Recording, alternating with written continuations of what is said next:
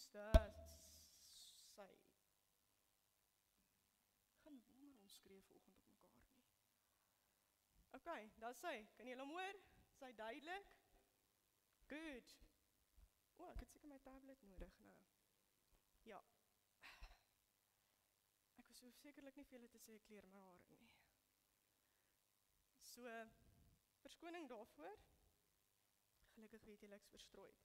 So ons is die laaste keer toe ek op die kansel was, het ons gesels oor dinge wat jou geloof belemmer. En ons het gesels oor, hoekom is dit dat ons baie keer kyk na ander mense en dit lyk asof geloof vir hulle so maklik kom.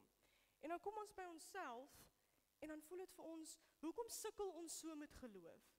Wat maak dat ons so sukkel met geloof? Wat maak dat, hoekom kan ons nie ook die geloof hê van, hoekom kan ons nie daai geloof hê nie? Hoekom kan ons nie geloof hê soos die ouens in die Bybel nie? Hoekom kan ons nie geloof hê? Hoekom kan ek nie geloof hê soos whoever? Sê my, hoekom kan ek nie geloof hê soos Hans nie? As ek kyk dan uit hierdie geloof en hoekom het ek dit nie? Hoekom sukkel ek so met geloof? En ek dink die ding is, ons het laaste keer het ons gesê dat dis dalk 'n vraag wat ons nie genoeg vra nie. Ons vra die vraag, maar ons vra hom nooit hardop nie. Dis nie 'n vraag wat ons ooit wil aanspreek nie, want ons is soms dikwels dalk te skaam om te vra oor hierdie vraag.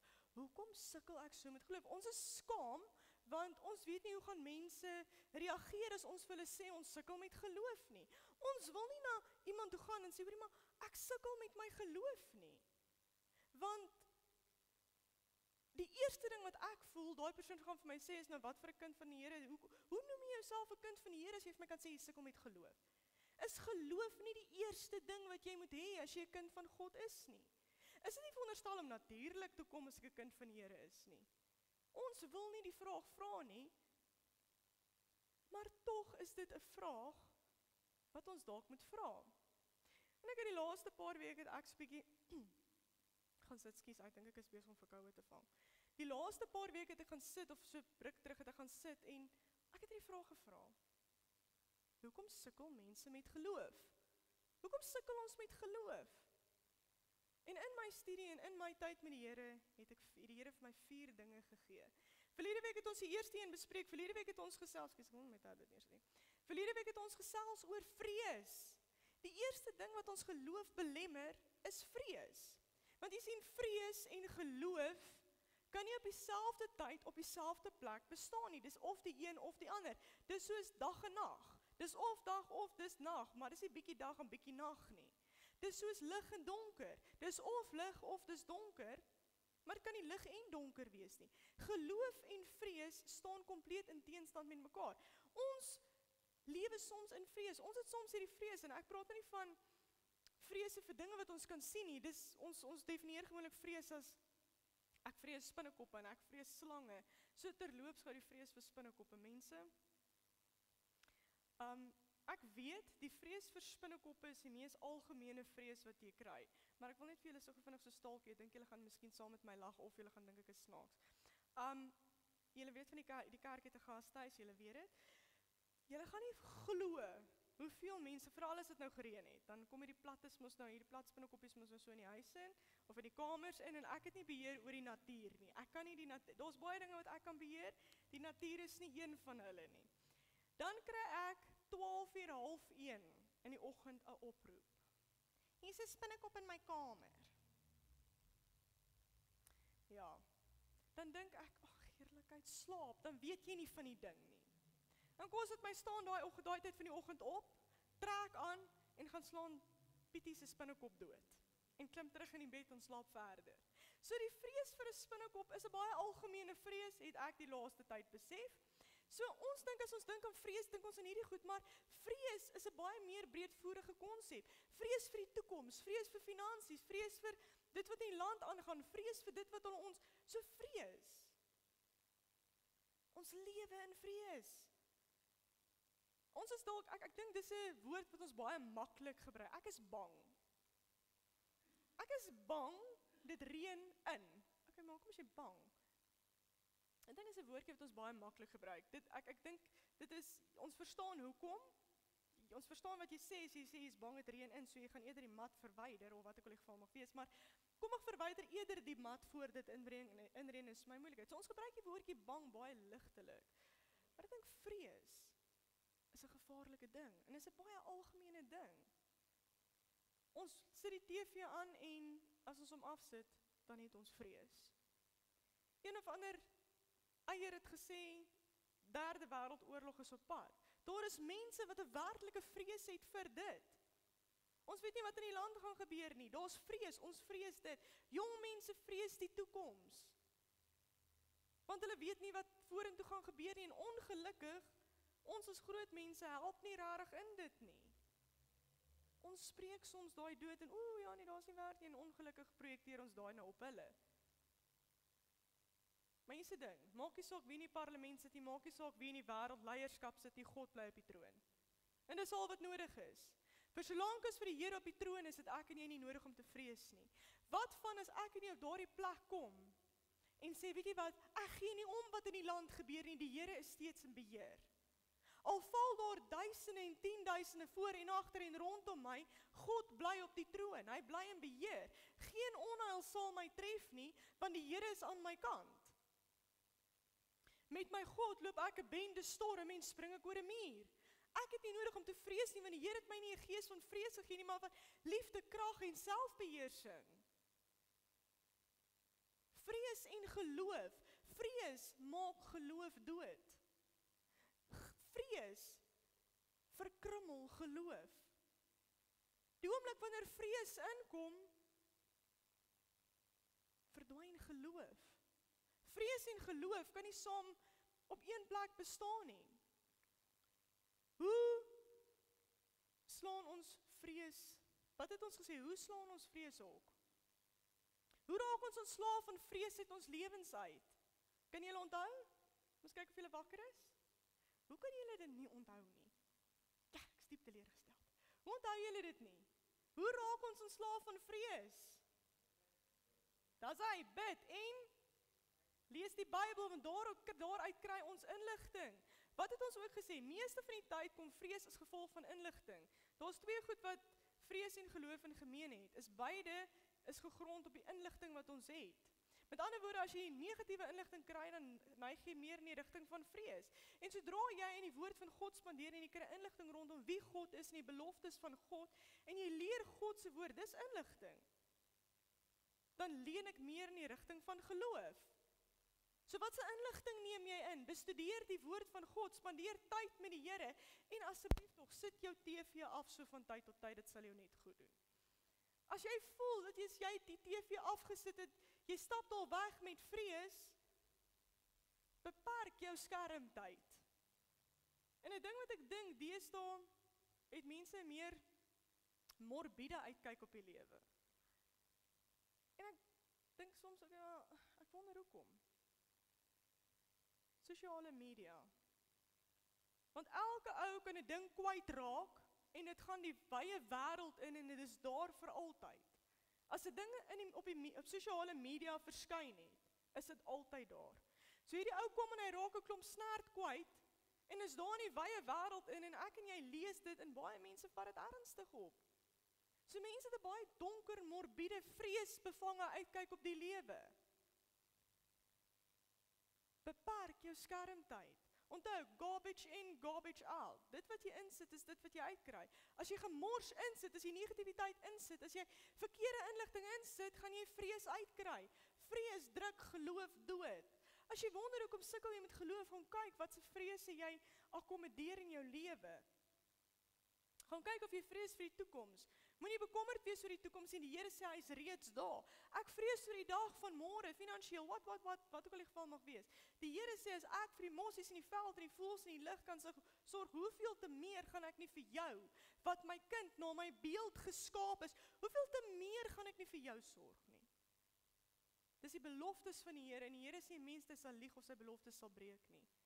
Dis inligting. Dit is ons verlede week gesels, of die laaste keer gesels oor vrees. Vandag gesels ons oor 'n tweede lekker ding. Vandag gesels ons oor minderwaardigheid.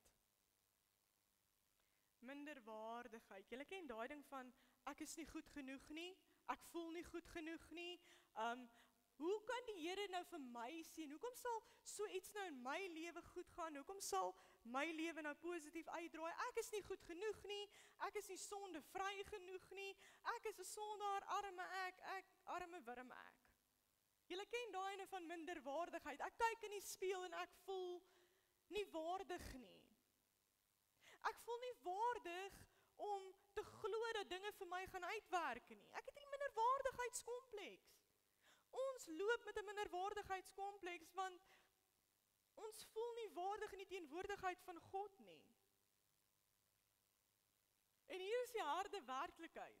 Kan ek met julle die harde werklikheid deel? Kan ek met julle die harde werklikheid deel? Nie een van ons is waardig nie. Maar deur sy bloed is ons voor God soveel, so waardig. Deur die bloed van Christus is ons gered. Deur die bloed van Christus is ons gered. Ons is net mens voor 'n heilige God. Hoe kan ons wat net mense is, ons is letterlik stof. Dit is wat, ek meen, ons voel al reeds minderwaardig, en vertel die Bybel vir ons is nog stof ook. Ek meen regtig, dit help nie die saak aan nie, doen dit. Ek meen, ek voel al reeds minderwaardig gemaak, ek gaan maak het daar Genesis oop en ek lees, jy stof. Wel, dankie. Nice, okay. Dit help, ek voel nou baie beter oor myself. Ons is stof. Hy sê ons is stof. Ons is uit het letterlik stof gevat en ons gemaak. Uit stof uit. En hy het ons gemaak uit stof. Stof, daai goed wat jy van jou kas af vee. Ons is stof. Hoe is daai vir minderwaardig voel? Right? Maar dan gaan hy verder. As jy nou verby die stof gedeelte lees, en ons het nou klaar gehuil oor die stof gedeelte, en ons het nou klaar onsself bejammer omdat ons 'n stof is,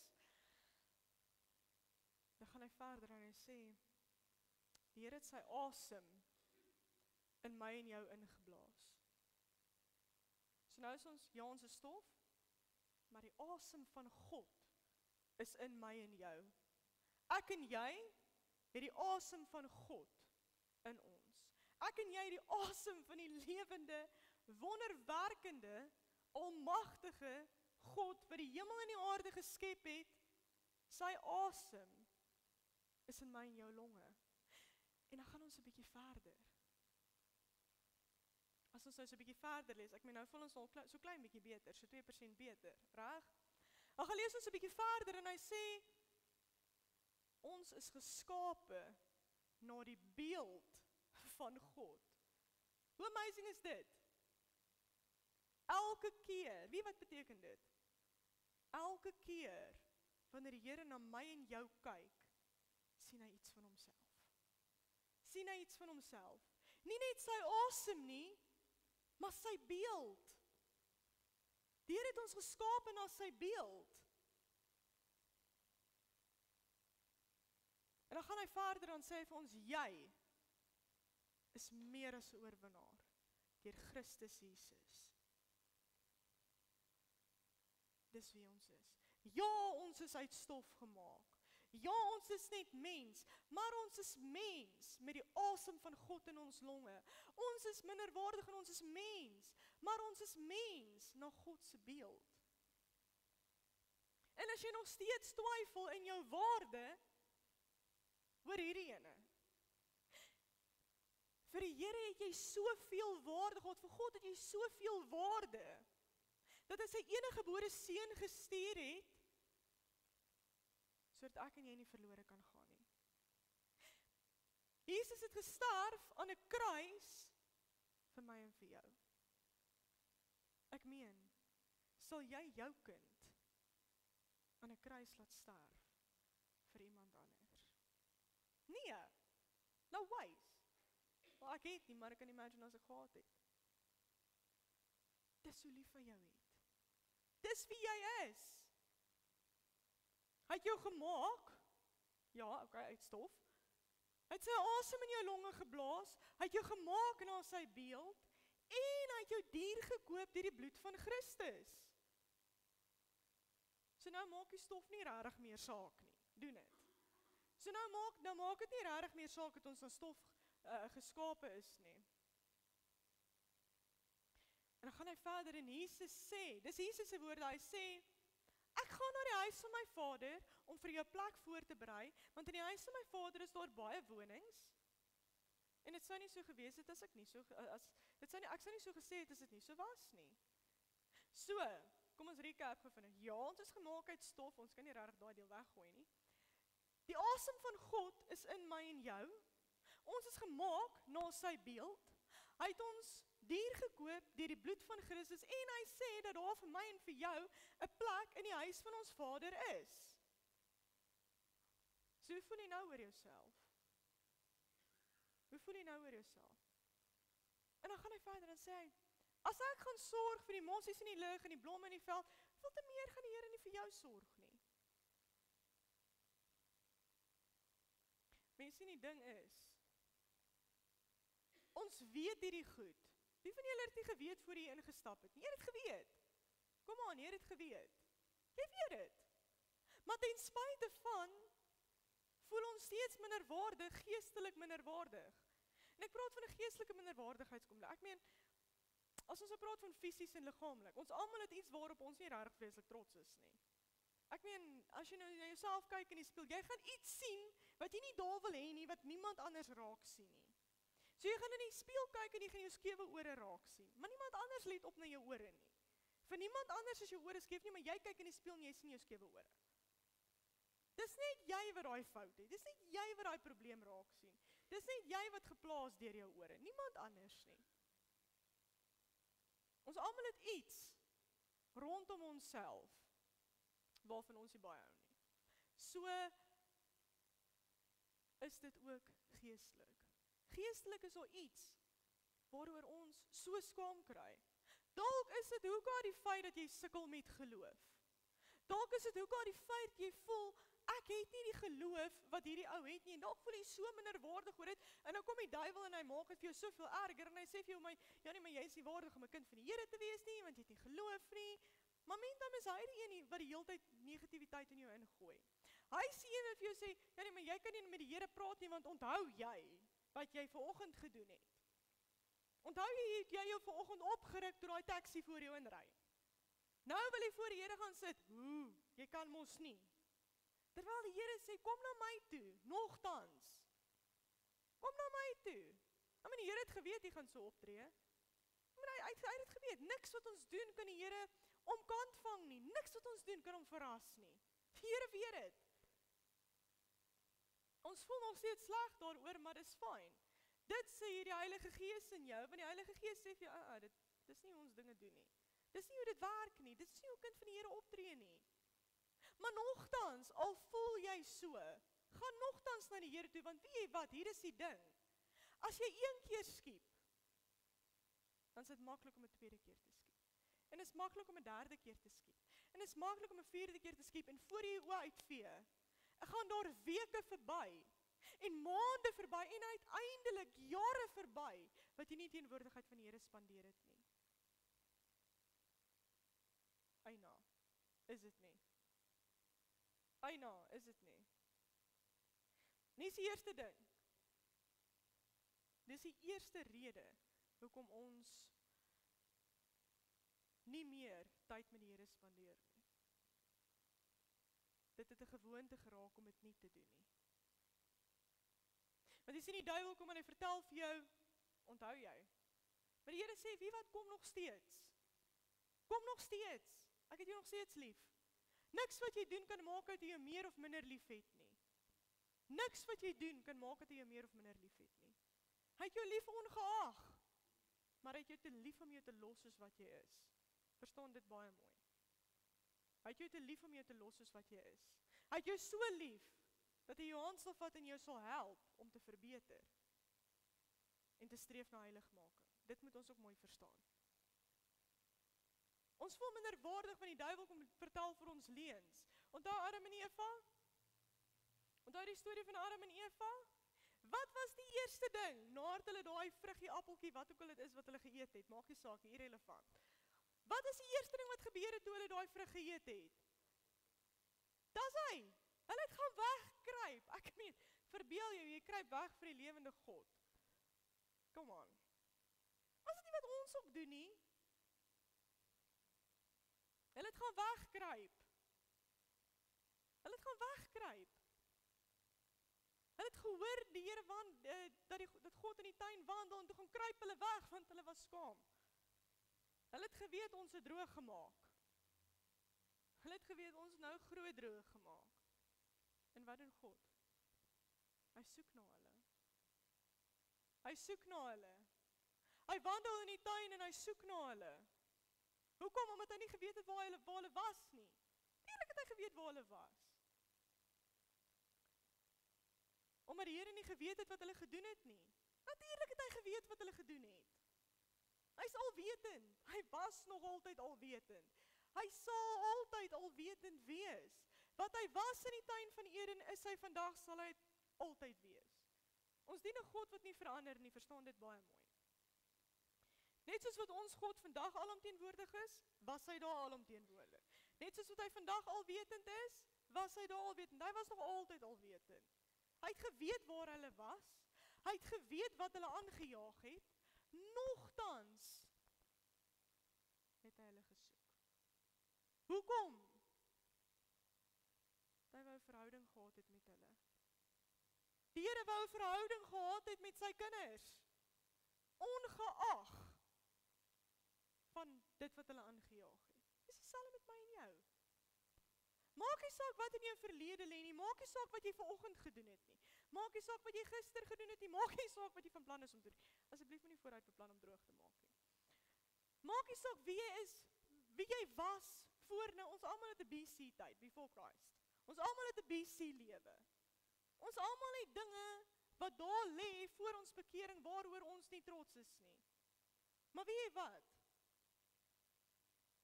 Die Here kyk nie daarna nie. Hy dink nie daaraan nie. Hy weet van dit. Maar dit maak nie vir hom saak nie. En jy sien die duiwel verstaan nie dit nie. Hy wil kom en hy wil jou herinner aan jou verlede. Niemand het eendag gesê, as hy kom en jou herinner in jou verlede, herinner hom in sy toekoms.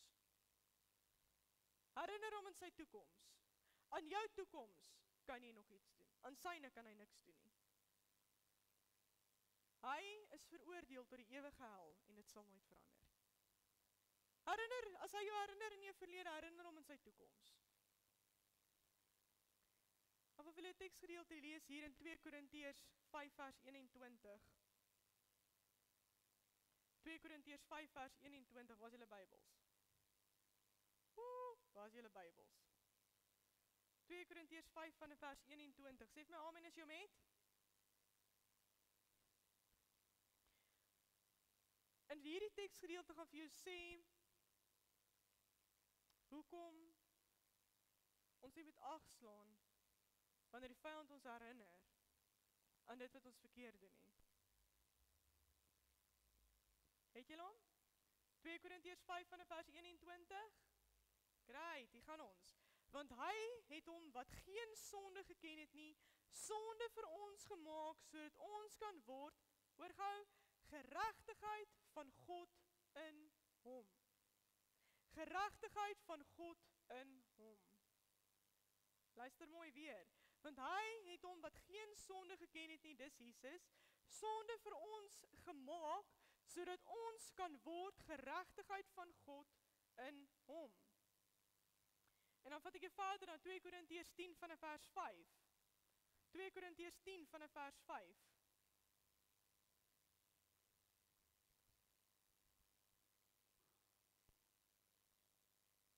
Moet asseblief nie vir my sê julle met die Bybel is vinniger as ek met die tablet nie. Dan is dit tyd vir 'n nuwe tab. 2 Korintiërs 10 van vers 5 en hy sê, terwyl ons planne verbreek en elke skans wat ongewerp word teen die kennis van God en elke gedagte gevange neem tot die gehoorsaamheid van Christus, waar begin daai minderwaardigheid? Hier. Doen dit nie.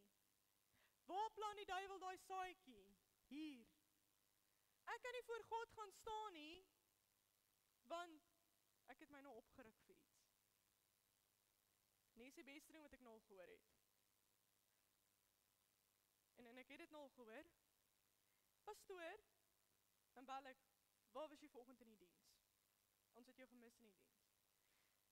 Pastoor, ek het my gister so sleg gedra, ek het 'n skaam gekry om diens toe te kom. En jy geweet jy het droog gemaak, hoekom kan jy skaam? Die Here gee ook nie om nie.